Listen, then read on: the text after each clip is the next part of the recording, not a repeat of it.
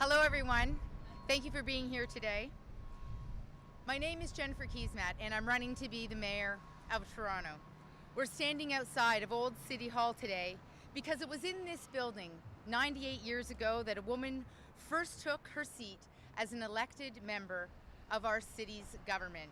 Constance Hamilton made history in 1920 when she was elected as a councillor in the City of Toronto. She was the lone female voice at the table. In the decades since, too many women in city government, whether on city council, in the administration, or on boards, have remained the lone female voice at the table. That's why today I'm proposing 3 crucial steps to ensure that women have an equal role at every stage of decision-making, design, and delivery of city government in Toronto. Well, 52% of the people in Toronto are women. We aren't reflected equally in our city council. In 2014, just 14 of 44 councillors elected to council were women. And after an undemocratic intrusion into our municipal election by this unusual provincial government, City Council will be cut down to just 25 seats. Some current women councillors have chosen not to run, and others will now run head-to-head against each other. And many would-be first-time women candidates have dropped right off the ballot entirely. After Election Day, there may be too few elected women in this city to form a gender-equal executive committee. However, we can take concrete steps as a city to build a fairer government for everyone.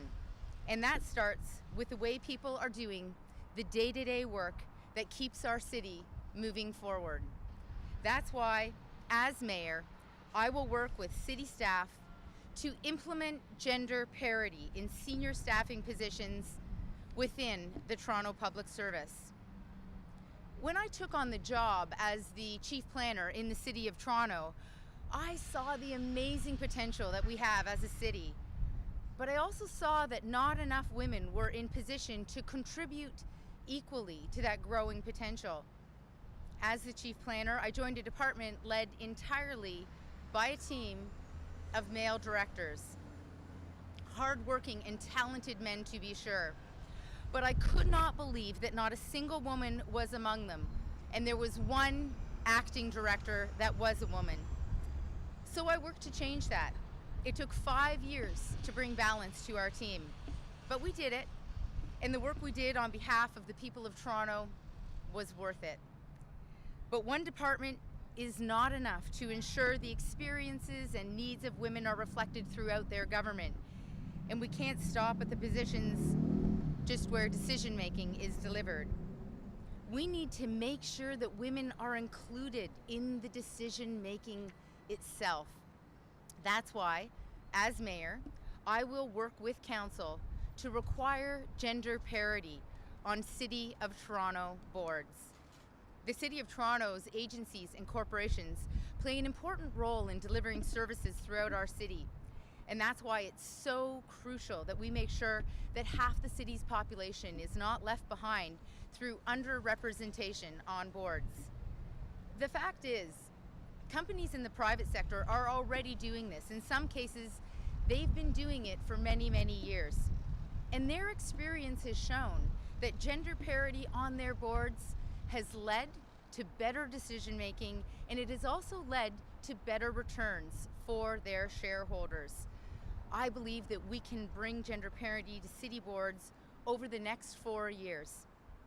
Hundreds of board seats will be up for appointment over the course of the next term of City Council. And I believe that we owe it to all residents in this city to ensure that they have an equal voice in the making of their city. But we can't do it with old ideas at the top of what these boards should look like. In the past, John Tory has suggested that the way to bring more women into the workforce is for young women to learn how to play golf. My approach is simpler and it's more direct. I'll hire them. And as mayor, I'll make sure the Council does the same with board appointments. Changing the face of our public service and our boards are important steps towards creating fairer decision-making in our city government. But the most crucial place to reflect the voices and experiences of more women is in our city budget. If women don't have a role in deciding the matters that matter to them, women are not mattering in our city. That's why, as mayor, I will ensure that City Council adopts gender-responsive budgeting at City Hall. Now, this is not a new idea. We've seen gender-based frameworks in budgeting in other countries. We've also seen this at home here in Canada in our federal government. And we've seen it at City Hall in the work being done by the Equity, Diversity and Human Rights Office. And we've also seen it in a motion that was brought forward by Councillor Wong Tam last year. But when that vote came up, John Tory voted for it. But his team circulated a memo to his allies in council asking them to vote against it. A vote in public for something that you campaign against in private is just an empty gesture. And as women, we've seen enough of those. Next year will mark 99 years since Constance Hamilton took her seat as the first woman at City Hall. She and every woman who followed have proven that when women have an equal say in how we plan, how we budget, and how we execute our shared vision for this city, we can build a fairer, more inclusive Toronto where everyone benefits. I believe that we can build that Toronto today. My plan will put women at the heart of governance in this city and will ensure an equal voice in decision-making, in design, in the delivery of city government for all residents. Thank you very much, and I'm happy to take your questions.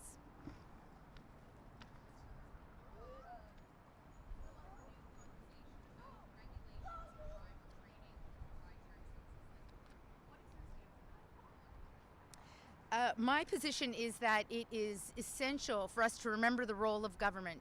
And the role of government is to protect the public interest.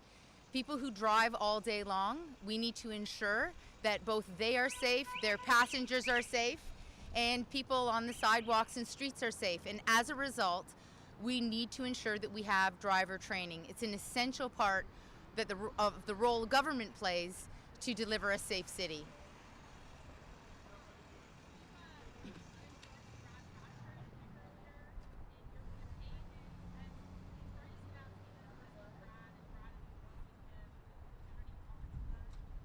Well, Brad is a smart and energetic guy, and if he's successful, I look forward to working with him on City Council.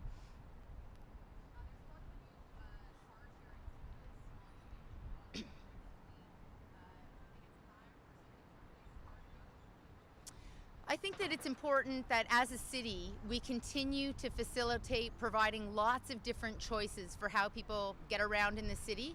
But the most important thing we can be doing is delivering a transit network plan. And I've put forward a real plan for building transit in every single corner of this city. And it's very similar to the Paris model, which is a continuous program of building transit, subways, LRT, a bus network, using our streetcar system better.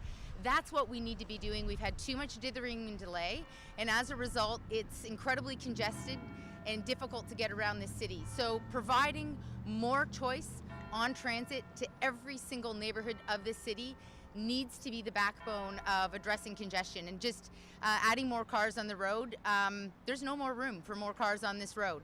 So our forward-looking 21st century city building has to be about fast-tracking and advancing transit in a significant way. We haven't been doing that. That's what we need to do moving forward. Thank you.